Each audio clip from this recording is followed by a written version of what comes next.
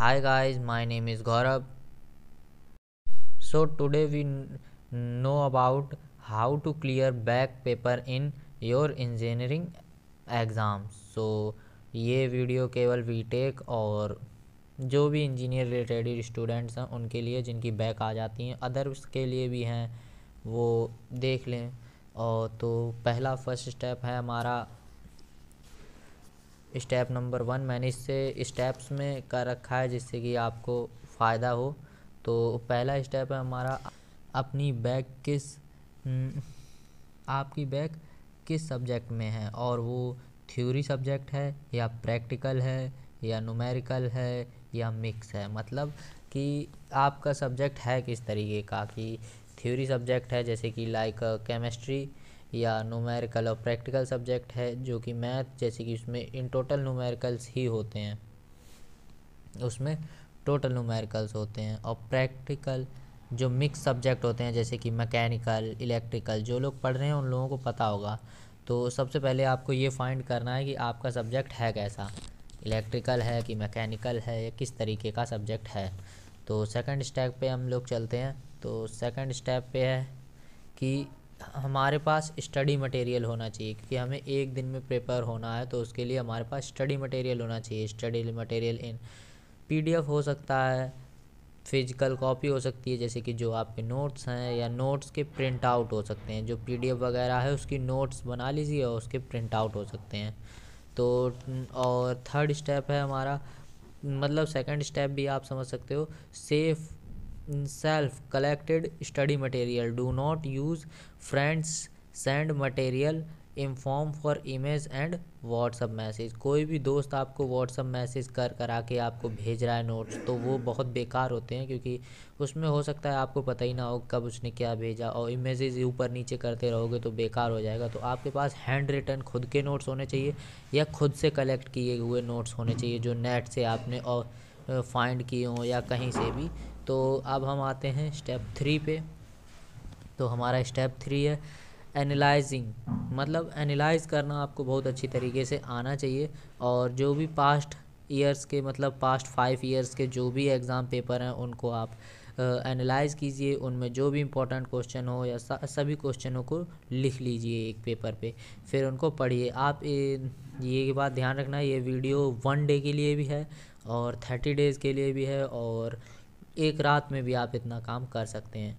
तो unit wise पढ़िए, क्योंकि यूनिट वाइज ही पेपर बनते हैं। AKTU के जितने भी छात्र हैं वो जानते होंगे यूनिट वाइज पेपर बनते हैं। एक एक पेपर नियर अबाउट 30 से 25 नंबर का बनता है एक यूनिट से।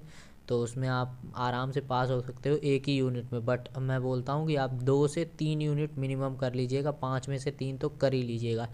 तो आप अपने मतलब यूनिवर्सिटी कॉलेज पैटर्न के अनुसार ये सब करना, क्योंकि मेरा भी बताया हुआ हो सकता है इन फ्यूचर बदल जाए और वीडियो पुराना हो गया होगा तो दिक्कत होगा आपको। Do not learn all units के पीछे नहीं भागना है, केवल 2 यूनिट, ज़्यादा से ज़्यादा 3, जो भी आपका यूनिवर्सिटी का या कॉलेज का पैटर्न हो उस हिसाब से। और 1 से 2 3 यूनिट, 2 से 3 यूनिट ही पढ़ना, उससे ज़्यादा मत पढ़ना, वेस्ट होता है। क्योंकि आपको पास करना है, बैक क्लियर करना है कि नहीं। आपको हाई स्कोर अगर करना है तो आपको मिनिमम 30 डेज़ चाहिए हाई स्कोर करने के लिए, और यही इतना ही इसमें है। और स्टेप 4 में हम आते हैं। स्टेप 4 पे है start study bye easy unit lesson. मतलब जो भी आपका कॉलेज में लेसन चलते हों, यूनिट्स चलती हों, मेरे यहाँ जैसे कि AKTU है तो मेरा यूनिट चलती हैं। तो इसमें क्या करना होता है, मैं सबसे पहले खुद की मैं अगर बताऊं तो मैं सबसे पहले वो सब्जेक्ट पढ़ता हूँ, मतलब वो सब्जेक्ट पढ़ता हूँ जो कि सबसे इजी होता है, और उसके बाद लेसन। तो जिसमें आपका इंटरेस्ट हो और इजी लेसन हो वो सबसे पहले पढ़ो। यूनिट भी कह सकते हैं लेसन को, यूनिट समझ लेना।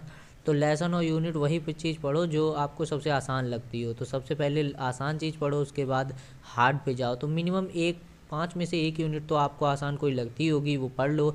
उसके बाद एक हार्ड यूनिट पढ़ लो। और अगर मेरा रिकमेंडेड, मतलब मैं रिकमेंडेड करूँ कौन सी यूनिट पढ़ना चाहिए, तो फर्स्ट, फोर्थ और फिफ्थ आप ये यूनिट पढ़ लो, 100% पास हो जाओगे। मेरी 100% गारंटी है, कोई नहीं रोक सकता आपको। ये 3 यूनिट पढ़ लो केवल। Try to read from books but some time use YouTube and Google. Google YouTube mobile को बहुत कम यूज़ करो, क्योंकि देखो इससे माइंड डिस्टर्ब होता है।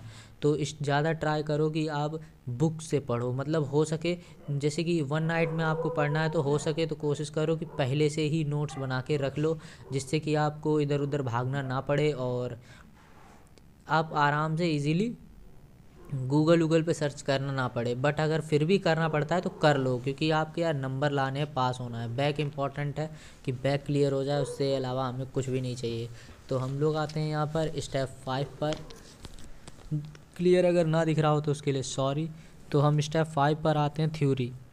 ये थ्योरी सब्जेक्टों के लिए make short notes by theory notes and PDF notes. मतलब कि जो भी आपके थ्योरी सब्जेक्ट हैं तो उसमें आप कोशिश करो कि आपके शॉर्ट नोट्स बनाओ, जिससे कि आपको रिवाइज़ करने में आसान हो। तो फिर रिवाइज़ उसे अगेन एंड अगेन करो, मतलब बराबर लगातार रिवाइज़ करते रहो उसे, दिन में 3-4 बार। अब शॉर्ट नोट्स कैसे बनाने, कोई भी बड़ा क्वेश्चन है उसको उसके मेन हेडिंग टॉपिक्स ये सब आप बना लो ग्राफ में, ग्राफिकली ही बनाओ।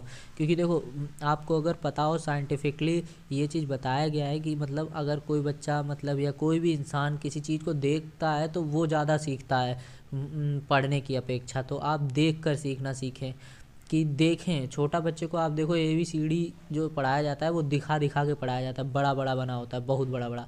आपने देखा होगा, कभी भी फर्स्ट सेकंड क्लास की किताब उठा के देखिएगा। तो आप देख कर सीखें। तो हो सके तो ग्राफ बना लीजिए, जितने भी नोट्स हैं उनके ग्राफ बनाते चलिए, उसके नीचे लिखते चलिए थोड़ा बहुत। बाकी ज़्यादा से ज़्यादा कोशिश कीजिए कि मेन हेडिंग लिखिए, उसकी टॉपिक से रिलेटेड हेडिंग लिखकर बस। और मैं इन फ्यूचर आपको एक ऐसी हेडिंग्स भी बताऊंगा जो कि हर किसी क्वेश्चन में भी आप डाल दोगे तो भी चल जाएगा। तो अब हम आते हैं स्टेप 5 पे। तो स्टेप 5 में बोला गया है, ये स्टेप 5 है उनके लिए, मतलब दोनों स्टेप 5 ही हैं बट इनका अलग अलग नेचर है। वो है थ्योरीज़ के लिए, ये न्यूमेरिकल के लिए। तो सॉरी, एक छोटा सा एरर आ गया था इसलिए वीडियो को बीच में कट करना पड़ा था। तो दोबारा से इसको वीडियो को शुरू करते हैं। तो इसमें है कि फोकस ऑन इम्पॉर्टेंट क्वेश्चन। अब प्रैक्टिकल है, न्यूमेरिकल सब्जेक्ट है, इसमें बहुत सारे लोगों को दिक्कत होती है, मुझे खुद होती है।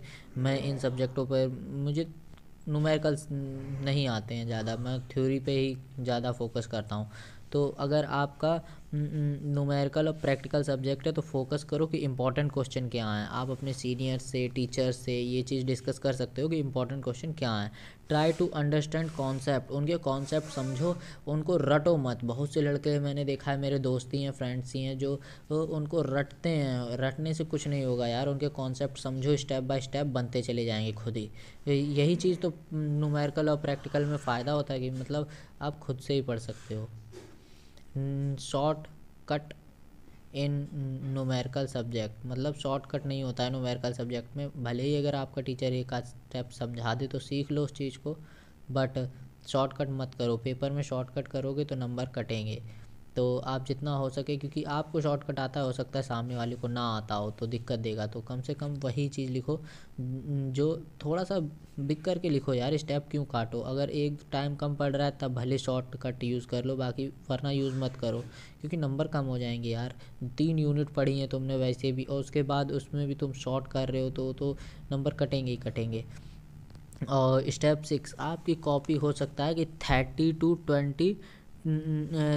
to 32 पेजेस की हो। तो उसको फिल कैसे करना है, 32 पेजेस को फिल कैसे करना है। बहुत से लोगों को आता बहुत कुछ है मगर लिख नहीं पाते बेचारे, तो वो कैसे लिखें।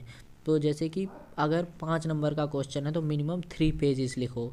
7 से 10 नंबर का क्वेश्चन है तो मिनिमम 5 पेजेस लिखो। और 15 to 20 नंबर का क्वेश्चन है तो 6 से 7 पेज लिखो। और 2 नंबर का क्वेश्चन है तो ज़्यादा से ज़्यादा 3-4 लाइनें लिख दो। नहीं आ रहा है तो छोड़ना मत, मगर 2-4 लाइनें उसमें कुछ भी लिख दो उल्टा सीधा। 2-4 लाइनें भी अगर लिख दोगे तो मुझे भी इतना गारंटी मैं ले सकता हूँ, अगर आपने गलत भी लिखा होगा ना तो भी वो हाफ नंबर दे देगा। तो ये चीज़ आपके लिए प्रॉफिटेबल होगी। तो हम अब आते हैं स्टेप 6-7 पर, and this is last step कि आप जाओ अब वीडियो नेक्स्ट मत देखना। कोई भी फालतू की वीडियो देखोगे तो डिस्टर्ब हो जाओगे।